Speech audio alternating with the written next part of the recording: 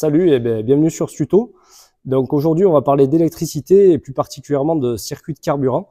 Donc là, je vais m'aider de cette Clio 4 1,5 litre DCI à Common Rail. Donc pour te montrer en fait toutes les pièces électriques et hydrauliques qui interagissent sur le système de carburant. Je vais te montrer leurs fonctionnalités et surtout comment on les contrôle en fait en vue d'un diagnostic. Allez, c'est parti. Alors, au niveau du circuit de Common Rail, du circuit d'injection, en fait, tu vas avoir un réservoir. Je te montre la partie hydraulique et après on fera la partie électrique. Alors tu m'excuses, j'écris mal et je dessine mal, mais bon, c'est comme ça. Le réservoir, ici, tu vas avoir une pompe, ce qu'on appelle une pompe de gavage. Attention, la pompe de gavage, elle n'est pas sur tous les modèles DCI. Elle est sur les derniers, mais pas sur celles d'avant. Tu vois, là, c'est une Clio 4, elle l'a. Par contre, Clio 3 et tout, tu l'as pas forcément. Mais ça marche pareil, quoi, sur le système. Donc de cette pompe de gavage, tu vas partir en fait sur un circuit et tu vas arriver à un filtre. Okay. Donc le filtre à gasoil, lui, il va servir à filtrer toutes les impuretés et filtrer l'eau aussi que tu peux avoir dans le réservoir, dans ton gasoil. Donc lui, il est super important. Du filtre, ça part, ça va à la pompe haute pression, qui elle est entraînée par la courroie de distribution. Du coup, de la pompe haute pression, tu vas arriver à ce qu'on appelle la rampe commune, Common Rail, d'accord, qui est une réserve en fait de gasoil sous pression. Du Common Rail, ça part, ça va aux injecteurs, aux 4 injecteurs. Et ensuite, donc ça part de l'injecteur, là tu vas avoir un circuit de retour qui va retourner en fait au réservoir, tu vois, ici là, tac.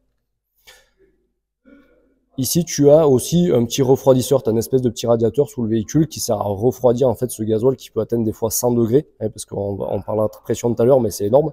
Et donc, tu as un petit refroidisseur, mais qui n'a pas d'impact sur mon schéma, quoi. Okay. Un circuit de gasoil, un circuit haute pression de gasoil, tu as 3 circuits. Ça s'appelle le circuit basse pression. Le basse pression, c'est du réservoir jusqu'à la pompe, tu l'as deviné. Où là, on va avoir de l'acheminement de gasoil. Donc, suivant les montages, tu vas avoir 1 bar, 2 bars. C'est vraiment pas grand-chose. Si tu n'as pas de pompe ici, en fait, c'est elle qui va aspirer elle-même son gasoil. Donc, souvent, tu as une petite port d'amorçage, tu vois, quand on change ton filtre. Donc, circuit basse pression. Tu vas avoir un deuxième circuit qui s'appelle le circuit haute pression, okay, qui part de la pompe, puisqu'elle va augmenter très fortement la pression jusqu'à ton injecteur. Et troisième circuit, ce qu'on appelle circuit de retour. C'est celui, hop, qui part de l'injecteur et qui va au réservoir. Alors des fois tu as des pontages, tu vois, sur le filtre, tu peux avoir des pontages sur la pompe, parce que tu as des boucles qui se créent, mais voilà, sur le principe de fonctionnement, ça marche comme ça, et les 3 circuits, c'est important de les savoir, quoi, tu vois, basse pression, haute pression et retour. Donc ça, c'est la partie hydraulique. Maintenant, on va greffer un peu d'électricité et d'électronique surtout, puisque comme d'hab, tu as le CU, le calculateur moteur, qui va gérer en fait tout ça. Donc le CU, lui, il va piloter en fait un relais. C'est lui qui va piloter un relais d'activation de la pompe. Tu vois, excuse-moi, j'étais hors cadre. Il va piloter un relais d'activation de la pompe. Donc on verra tout à l'heure comment ça marche. Donc lui, quand tu mets ton contact, en gros, il envoie la lime et là, ça va alimenter ton circuit basse pression. Au niveau électricité, il va piloter un régulateur de débit. D'accord, il y a un régulateur sur la pompe. Normal, parce que suivant comment tu vas accélérer, en fait, tu vas vouloir plus ou moins de pression. Et cette pression-là, en fait, tu vas la réguler grâce au régulateur de débit qui est sur la pompe. Okay. Tu vas aussi piloter, tant qu'à faire, les 4 injecteurs. Donc voilà, dans un ordre bien précis. Donc là, c'est 1, 3, 4, 2, comme d'habitude. Il n'y a pas de secret sur un 4 cylindres, qu'il soit essence ou diesel. Donc voilà. C'est ce calculateur, comme d'habitude, il va avoir besoin d'informations entrantes, donc il va avoir besoin d'un potentiomètre d'accélérateur. Ok, donc là c'est ta pédale d'accélérateur. Il va avoir besoin capteur point Moreau, donc capteur régime, capteur Villebrequin, c'est celui-là, capteur PMH. Il a besoin d'avoir d'un capteur d'arbre à cam, ok, capteur de position d'arbre à cam pour venir peaufiner. Là, je t'expliquerai un petit peu, mais pour venir peaufiner le cylindre exactement en fait qui a besoin d'être injecté. Ok, tu vas avoir des sondes de température gasoil aussi. Là, je t'en parle pas, mais elle est sur la pompe. Ici, voilà, sonde de température gasoil qui va venir peaufiner un peu le mélange. Mais ça, c'est un peu spécifique. Vaut mieux, voilà, sur la base, en tous les cas, c'est cela de référence. Ok. Un moteur diesel, t'as pas de mélange stoichiométrique. T'as pas de boîtier papillon, c'est plus simple. En fait, tu as toujours la même quantité d'air qui rentre dans le moteur. Et en fait, c'est suivant que tu vas accélérer, eh ben, tu vas envoyer plus ou moins de gasoil. Tu vois, donc sur le fonctionnement, c'est plus simple. Et enfin, tu vas avoir besoin d'un capteur qui est sur la rampe commune, qui est un capteur de pression. Celui-là, il est très important. Pression, command rail, d'accord? C'est-à-dire qu'en fait, là, tu as une activation par la pompe. Lui, il va piloter un régulateur de débit, mais il faut qu'il sache combien, en fait, si c'est bon ce qu'il fait, tu vois. Donc, en fait, là, tu as un capteur ici, et tu vas avoir ce qu'on appelle un système asservi par rapport au calculateur, où il va plus ou moins ouvrir l'accès au gasoil de la pompe pour pouvoir envoyer plus ou moins de pression. Ok? Écoute, maintenant, on va te montrer ça sur le schéma électrique. Alors, au niveau de ton schéma électrique, donc là, on va retrouver le 746, c'est capteur d'arbre à cam. Il y a les 3 fils qui arrivent au calculateur. En parallèle, on a le capteur Poemoro, le 149, idem au calculateur. Donc ça, c'est les capteurs qui vont servir au déclenchement de l'injecteur. On a le 1032, c'est le capteur de pression au niveau du command rail. Le 236, le relais qui va servir à alimenter la pompe de gavage dans le réservoir. On a le potentiomètre d'accélérateur également. Quand tu vas accélérer, tu vas envoyer plus de gasoil, donc du coup, il faut qu'ils aient cette info-là. De l'autre côté, on a le 1105, c'est le régulateur de débit qui est sur la pompe donc à carburant. Et enfin, on a les 4 injecteurs qui, eux, ils sont directement pilotés par le calculateur. Alors, donc là, j'ai refait un petit schéma entrée-sortie, tu vois, calculateur. Je te l'ai pas dit, mais je t'invite, si tu l'as pas vu, à regarder la première vidéo que j'avais fait sur les bases de l'électricité, parce que du coup, je vais passer vite sur des contrôles, etc. Tu vois, donc sur le relais et tout. Donc, je t'invite vraiment à regarder cette vidéo base de l'électricité où je vais t'expliquer, surtout pour la pompe de gavage, le fonctionnement du relais, comment le contrôler, etc. Parce que dans cette vidéo-là, je passe un petit peu plus vite, le cran il est un petit peu plus haut. Donc, juste, je te l'ai pas dit tout à l'heure. Donc sur le schéma entrée-sortie, on retrouve nos 4 capteurs, pédale d'accélérateur, capteur Poemoro, arbre à cam, pression de gasoil. Donc ceux-là, on va les contrôler. Ça, c'est un potentiomètre. Donc qui dit potentiomètre dit résistance variable en fonction de la position de ta pédale d'accélérateur. On verra un petit peu le signal. On va voir capteur Poemoro. Pareil, tu as une résistance. Lui, il va se prendre avec un oscilloscope. Idem pour l'arbre à cam. Alors lui, juste le PMH, c'est un capteur ce qu'on appelle inductif à 2 fils. Lui, par contre, ça sera un efféole à 3 fils. Capteur de pression de gasoil, ça c'est un piezo-résistif. En fait, en fonction de la pression, tu vas avoir une résistance qui va varier. Je t'explique ça tout à l'heure. Aussi au cas par cas, tu vois, on va faire capteur par capteur et actionneur par actionneur. Les 3 actionneurs, tu as injecteur, régulateur de débit avec un signal spécifique qu'on appelle un RCO et l'alimentation de la pompe de gavage avec le relais. Donc là, je vais t'expliquer élément par élément, et puis on va contrôler tout ça ensemble. C'est parti.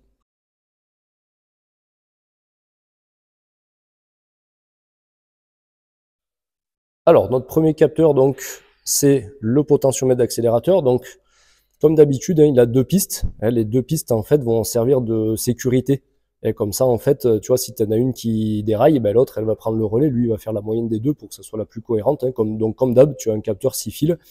Avec, donc c'est comme je te dis, c'est une résistance variable et un potentiomètre en fonction de la pédale d'accélérateur. Ce qu'on va faire, c'est qu'on va prendre tout simplement les signaux de tension, parce que tu as, sur les 3 fils à chaque fois, tu as une alimentation en 5 volts, une masse et ton signal. Ton signal, c'est quoi? C'est une tension variable en fait qui va osciller entre 1 volt et 5 volts suivant ta position. Donc ça, je vais te montrer ça et je vais te montrer aussi en parallèle dans l'appareil de Jag en mesure paramètre, voir comment on peut interpréter ce signal. Allez, go! Tu vois, ici, potentiomètre, donc on a la voie 3 qui va en G2 du connecteur noir, la voie 5 qui va en H3, tu vois, et le signal, il sera en voie 4. Donc là, je vais utiliser un petit bornier, tu vois. Encore une fois, le bornier, en fait, toi, tu vas pas l'avoir, mais tu vas piquer ton fil, si jamais au potentiomètre, là, tu vas piquer le fil pour savoir où le débrancher. Bon, ça, moi, ça me fait gagner du temps, tu vois, mais la mesure est la même. Et donc, on a dit... Hop, borne G2, donc ça va être ton alimentation. Donc là, c'est une alimentation en 5 volts, comme c'est un relais. Donc là, le fil noir, je le mets sur la masse batterie. Est-ce que tu vois? Non. C'est pas grave. Voilà, masse batterie. Et là, G2, tu vois, tac. ici, et je regarde, j'ai bien mes 5 volts d'alimentation. Okay, donc la G2, c'est la lime. Maintenant, je vais tester la masse, c'est la H3, donc 1, 2, 3. Donc comme en G2, je sais que j'ai mon alim, je peux faire ça, tu vois. Et là, comme j'ai toujours mes 5 volts, ça veut dire que mon noir, c'est bien une masse, et le rouge, c'est toujours mon alim, elle n'a pas bougé. Okay, donc G2, H3, donc c'est au niveau alimentation et masse. Et donc mon signal, ça va être en voie H2. Okay, donc là, H2, lui le noir, je le pique juste sur la masse. Là, je vais le laisser comme ça. Et tu vois, là, je suis à 0,75. Maintenant, je vais accélérer et on va voir la tension qui va évoluer. Donc là, voilà, j'accélère. Tac. Et tu vois que la tension, en fait, elle va monter. Alors, elle va pas monter au taquet, mais voilà, tu vois, tu vas avoir une plage de montée de tension. Donc là, maintenant, on va faire exactement pareil sur l'autre voie, sur l'autre piste, pardon. Donc là, on est en voie 2, donc c'est F2, F4 et F3, le signal. Donc là, on a dit F2, F4, tu vois, donc là, j'ai mes 5 volts.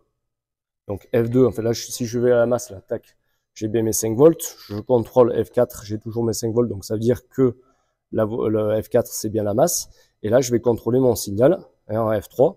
Exactement pareil, je pique, tac, sur la masse. Tac, ça tient. Je pique sur F3 et je vais contrôler exactement pareil.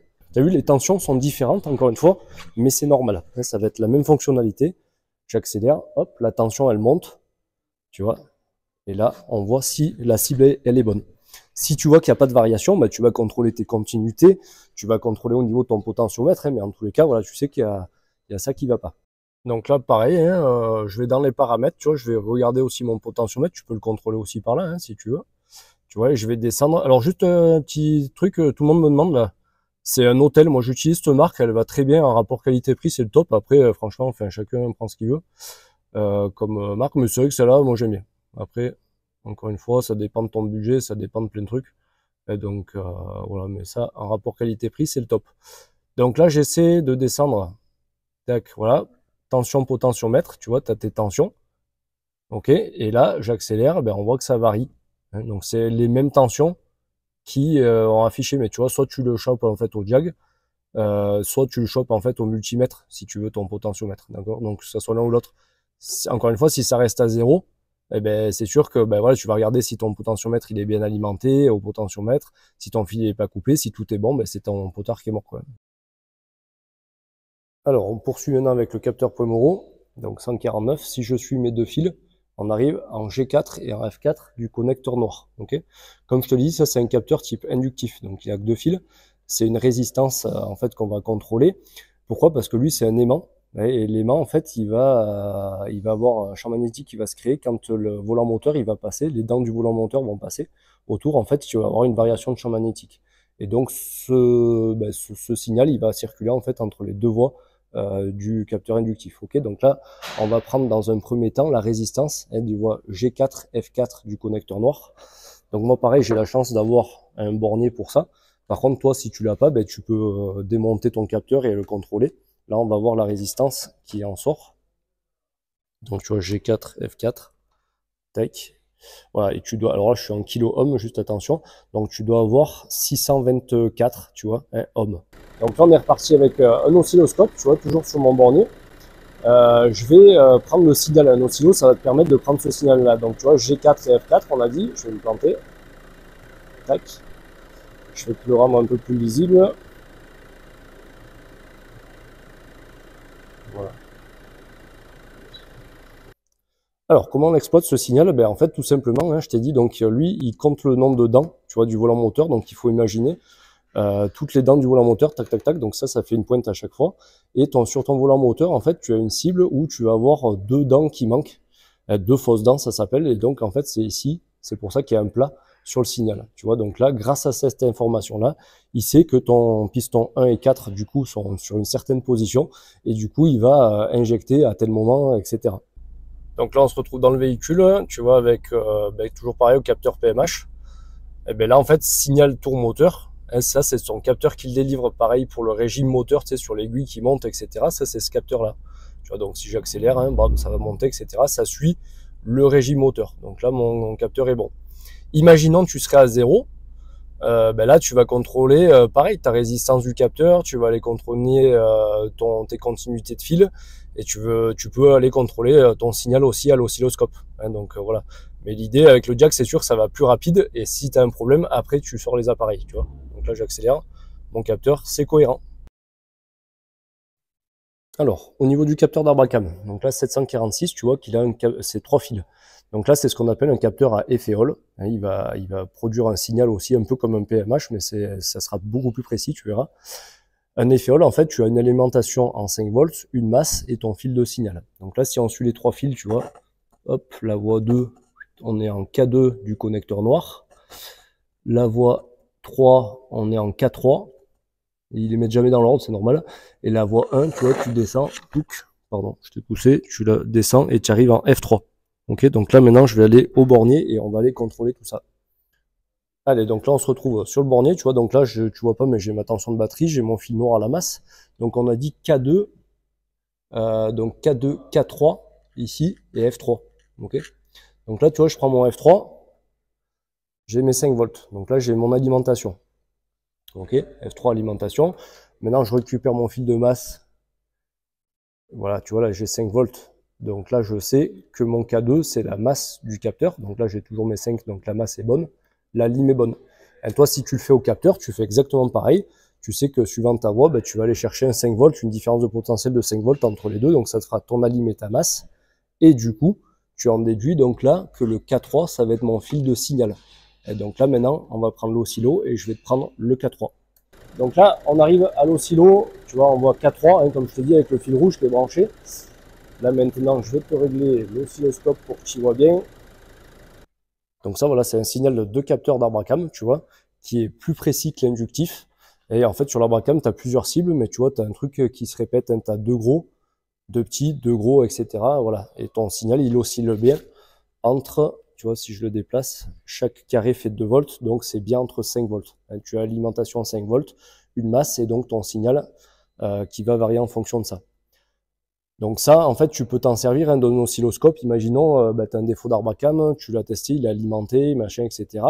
Imaginons la cible, elle est pourrie parce qu'il y a l'huile ou etc. Tu peux être amené en fait à te prendre un contrôle oscilloscope quand même. Alors oui, c'est pas un appareil qui est nécessaire comme un multimètre ou un appareil de diag, mais par contre, si tu vas un petit peu plus profond en termes de diagnostic, de relever en tous les cas de mesure, c'est quand même quelque chose qui est indispensable. Hein. Donc voilà, ça c'est signal Arbacam.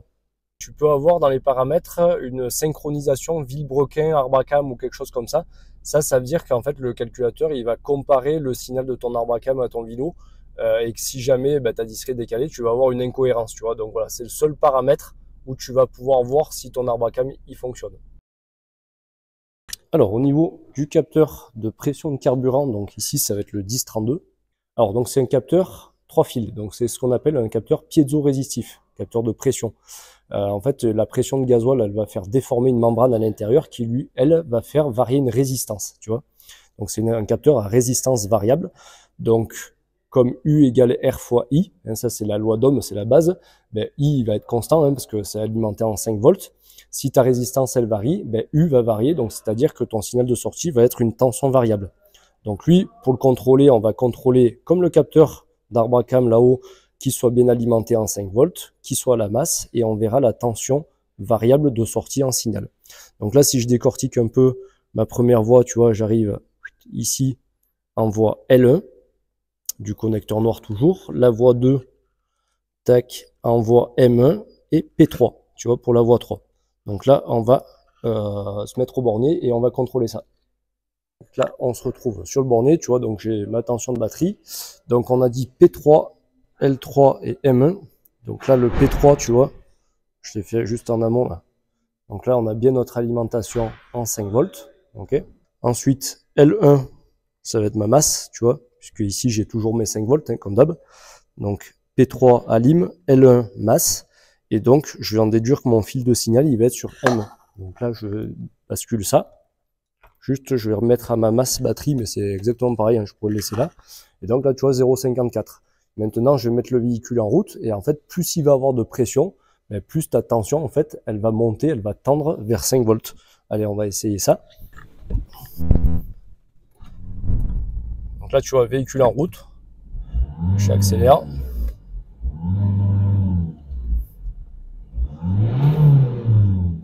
tu vois, j'ai une pression en fait qui va évoluer. Et donc mon signal, c'est bien en fait une tension, c'est bien une tension variable qui va s'accélérer et qui va être proportionnelle en fait à la pression. Donc au niveau de ton capteur de pression, ben, il est la pression rail, tu vois, 250 bars. Donc au ralenti, je suis à ce niveau-là. Ça reste énorme quand même, juste quand tu penses que tu mets 2 kg, 2,5 kg dans un pneu, donc c'est 100 fois plus. Et là, quand je vais accélérer, tu vois, si j'accélère à fond, donc voilà, tu montes à 800 bars. Tu peux monter jusqu'à 1400 bars quand tu es vraiment, tu prends un départ d'un feu rouge. Là. Donc c'est monstrueux la pression qu'il y a dans un moteur diesel.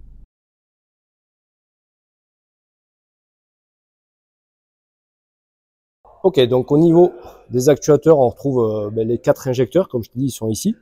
Ils sont de type piezo aussi, donc c'est des injecteurs piezo, c'est-à-dire qu'en fait c'est une déformation, pareil on va utiliser une déformation d'un élément de quartz, c'est un peu spécifique, mais pour venir créer une différence de pression en gros dans l'injecteur, et c'est ça qui va faire lever l'aiguille de l'injecteur. Donc ces injecteurs-là, en fait, comme ils sont très pointus et très précis, ils vont pas être alimentés en 12 volts. Tu vois, si je suis par exemple les 2 fils de celui-là, là, tac, on arrive en fait en Q2 et Q4, donc c'est le calculateur, et on va voir qu'ils sont alimentés en fait sur de la plus haute tension que batterie. Je vais te montrer ça à l'oscilloscope. Donc là on est reparti, on a dit Q2, Q4, donc tu vois je prends toujours mon signal, il va être entre Q2 et Q4, donc là par facilité, tu vois je vais me mettre sur Q2, tac, la masse est donc le fil de masse pour empêcher les parasites, et on va mettre le véhicule en route. Alors, donc là, on va interpréter le signal. Juste, je t'ai pas dit un truc sur les injecteurs piezo comme ça. Interdiction de débrancher un injecteur moteur en route, d'accord? Parce que si tu le débranches et qu'il est bloqué ouvert, en fait, il va continuer à envoyer du gasoil. Et ça peut te remplir le cylindre de gasoil et ça peut te péter en fait une bielle, tellement que tu auras de gasoil. Donc, interdiction formelle de débrancher chaque cylindre. Tu vois, imagine la voiture, elle tourne sur 3 cylindres. Tu fais jamais comme un moteur essence, tu débranches cylindre par cylindre pour savoir lequel est défectueux. Jamais, jamais, parce que tu peux péter ton moteur. Ok? Petit aparté. Donc là, tu vois, il y a une ligne ici, et en 12 volts. Du coup, il va y avoir un pic de tension. Chaque graduation, là, c'est 10 volts. Donc, tu vois, ici, si on part à 0, là, 1, 2, 3, 4, on est alimenté en 45 volts. On a un courant d'appel, ça s'appelle de 45 volts. Et ensuite, on va avoir des petits courants de maintien, tu vois, qui, eux, ils sont en tension de batterie. Tu en as plusieurs comme ça, tu vois. Donc, gros courant d'appel, on vient ouvrir l'injecteur. Et ensuite, des courants de maintien comme ça jusqu'à ce que ça revienne à la normale. Donc ça, c'est ton temps d'injection. Et le temps d'injection, il est très, très rapide. Ça, chaque carré, c'est 100 microsecondes. Et donc voilà ton truc qui dure même pas une milliseconde, quoi, l'injection. Donc c'est très, très rapide, encore une fois. Et si, tu vois, je dézoome, on s'aperçoit en fait que j'ai 2 injections. Okay, aujourd'hui, un moteur diesel, tu vas pas avoir une injection principale, tu as ce qu'on appelle une pré-injection. Donc sur tout le même signal, sur toute la même tension, donc courant d'appel, courant de maintien. Une pré-injection pour réchauffer la chambre de combustion, tu vois, c'est meilleur pour pour l'homogénéité du mélange, pour la pollution et tout, c'est le top. Et ensuite, tu as une injection principale où là, tu as la puissance en gros qui va être délivrée. Okay, si tu es en phase de régénération de filtre à particules, tu peux avoir une 3e phase aussi d'injection, il va injecter en fait en post-injection justement pour régénérer, pour monter en température et favoriser la régénération du filtre à particules. Alors donc comme mode contrôle, je vais prendre la résistance maintenant de l'injecteur. Donc tu vois, on a dit entre Q2 et Q4, donc résistance, je me suis en minimum.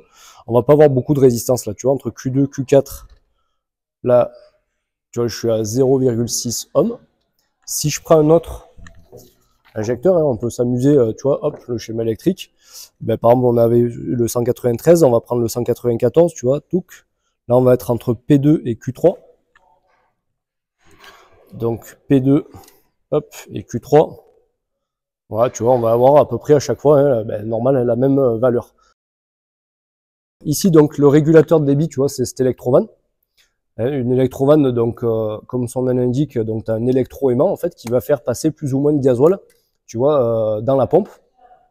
Elle est entraînée par ta courroie à distribution. Donc, automatiquement, en fait, ta pression, elle va dépendre de ton régime moteur, tu vois.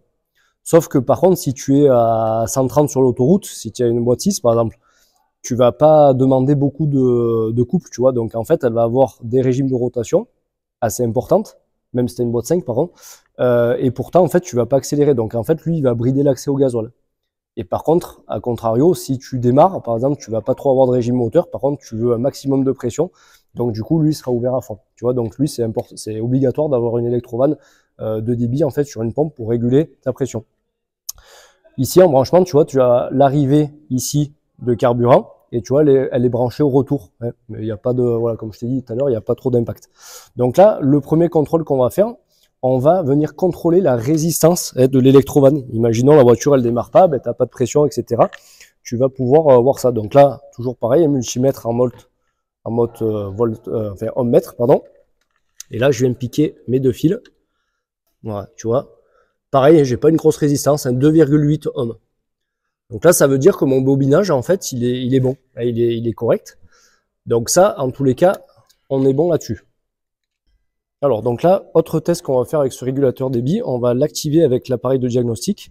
Donc là, je vais dans les tests actifs, ou test actuateur, ça dépend un petit peu ton diagnostic, comment il se présente. Et là, je vais aller chercher donc régulateur de pression, tu vois. Donc voilà, et là, on va l'entendre claquer normalement. Tac. Allez, commande activée. Alors j'espère que tu vas entendre. Tu vois, tu l'entends. Tac, tac. Et là, en fait, si je mets ma main dessus, je te sens claquer en fait. Et je recommence un coup. Alors au niveau du régulateur de débit, tu vois, il est là, 11,05. Comment il fonctionne celui-là? Si tu suis la voie 1, tu vois, on voit, ça vient ici, ça vient à une épissure, d'accord? Et ça, en fait, cette épissure-là, on suit un petit peu, ça va venir d'une alimentation d'un relais, tu vois, qui est ici, par un fusible, etc. Enfin, je te fais pas tout le schéma, mais en tous les cas, c'est ce relais-là qui, lui, quand il va claquer, en fait, va donner l'alimentation à plusieurs épissures, dont le 11,05. Donc, c'est-à-dire qu'en fait, lui, il est alimenté en 12 volts. Okay, du coup, c'est toujours pareil, c'est la masse, c'est le calculateur qui va mettre à la masse en fait en voie C3, tu vois. Et lui, il va avoir une commande spécifique, qu'on va voir ça ensemble. Donc là, je débranche mon régulateur. Tac. Ok. Et je vais contrôler si j'ai bien mes 12 volts. Ouais. Tac, comme je t'ai dit, je vais contrôler l'alimentation, en fait, savoir si j'ai bien mes 12 volts qui arrivent aux voies du connecteur. Donc là, fil noir sur la masse. Hop. Et donc là, tu vois bien ce que je fais, ouais. Donc là, tac, tu vois, voie 1, j'ai ma tension de batterie. Ok. Et là, maintenant, on va prendre le signal sur la voie 2. Allez, donc là, de retour à l'oscillo, donc comme d'habitude, hein, fil noir, hop, je le mets sur la masse pour empêcher les parasites. Et donc, je vais me mettre en C3, tu vois. Et je vais mettre le véhicule en route et on va voir ça. Allez, donc là, je vais régler l'oscillo. Voilà. Alors ça, ce type de signal, c'est ce qu'on appelle un signal RCO. RCO, c'est rapport cyclique d'ouverture. En fait, c'est quelque chose qui va s'ouvrir et se fermer très rapidement. Tu vois, on va ouvrir et fermer ultra rapidement l'électrovanne, hein, donc une vanne commandée électriquement. Donc tu vois, si je monte là, tac, chaque carreau, c'est 5 volts. Donc là, en fait, je suis alimenté en 12 volts, je suis alimenté en tension de batterie. En fait, ni plus ni moins. Okay. Par contre, comme on sait que notre calculateur, il commande par la masse, et en fait, à chaque fois qu'il va y avoir un trait ici, tu vois, le calculateur, il va ouvrir l'électrovanne, il va ouvrir l'accès en fait au gasoil. Ici, elle est fermée, ici, elle est ouverte. Et le RCO, en fait, ça va s'exprimer en pourcentage d'ouverture. En fait, en gros, c'est combien de fois elle est ouverte ici en bas. Si je te zoome, tac, voilà. Tu vois, elle va être ouverte par exemple sur un carreau, sur une période. Et la période, c'est quelque chose qui va se répéter. Par exemple, la période, ça va partir d'ici, ça va se finir ici. Donc là, 1, 2, 3, 4, 5 carreaux.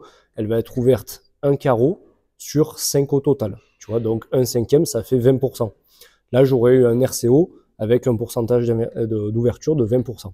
Okay, donc tout ce qui est électrovanne de gasoil comme ça, si c'est une électrovanne de pression de turbo et tout, électrovanne égale pilotage par RCO et, important, par la masse. Hein. Donc en gros, là, tu as ton contact, tac, le calculateur commande l'électrovanne et après, ça fait comme ça. Okay, je vais dézoomer, je vais accélérer maintenant, tu vas voir un petit peu, ça va forcément ouvrir justement le temps de commande.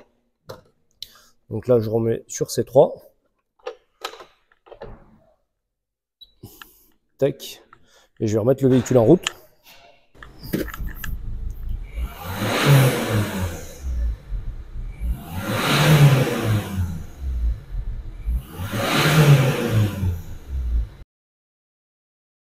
Alors, dernier contrôle, tu vois, qu'on va faire, c'est au niveau du relais d'alimentation de la pompe. Donc là, le 236. Donc comme je t'ai dit tout à l'heure, je t'invite à aller regarder la vidéo où je fais les bases d'électricité pour t'expliquer le fonctionnement du relais. Là, en fait, tu vois, on n'a pas le détail, mais genre quand le circuit de puissance il claque, ça vient alimenter ici, en fait, la pompe, ok. Envoie ici C1, là, si on suit le fil, tu le vois pas, hop, pardon. Tac. Envoie C1 ici, là, si on suit le fil, tu vois. Tac, tac, tac, ça vient ici à notre fameuse épissure de tout à l'heure. Donc là, on a du 12 volts qui est en attente. Et comme d'hab, en fait, le calculateur, il va mettre à la masse la voie C2. Ça va faire claquer notre relais. Et là, ça va alimenter, en fait, notre pompe à carburant. Donc là, on peut aller regarder là-dessus si c'est activé. Mais moi, je vais l'activer, en fait, avec l'appareil de diagnostic. Donc, je vais te montrer ça. Tu vois, on va prendre la pression sur le circuit basse pression. Donc là, j'ai pris un mano qu'il faut. Je me suis branché en fait en série sur l'arrivée de gasoil, tu vois, de la pompe là. Et donc maintenant, je vais activer le relais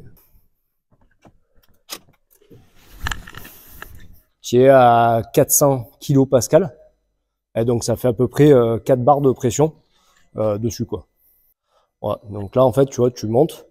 Ben pareil, hein, si jamais ça monte pas, ben, il faut que tu te rapproches de ton relais, de voir si ta pompe là-bas elle est activée, etc. De toute façon là, tu l'entends. Et sur ce montage-là, tu l'entends dans le réservoir là-bas, derrière les sièges, dessous les sièges passagers, tu l'entends tourner. Tu vois, donc là, je l'entends tourner d'ici et ça, voilà, on sent que la pression est bonne. Tu peux également la tester avec le diag, tu vois. Pareil, hein, je suis dans les tests actuateurs, pompe à carburant. Donc là, tac, et tu vas en fait, ben, comme d'hab, hein, l'activer lorsqu'elle va couper, tu vois. Tac, voilà, commande en cours. Là, je coupe, tac, et c'est reparti. Tu vois, la couper et ralimenter. Donc le temps que ça se purge, mais là, donc, on est bon. Bah, écoute, c'est tout pour cette vidéo. J'espère qu'elle t'a plu. J'espère que, pareil, elle t'a apporté des choses. Donc, en tous les cas, n'hésite pas à la partager, à t'abonner à la chaîne. Et on se retrouve plus tard dans d'autres vidéos. Allez, salut!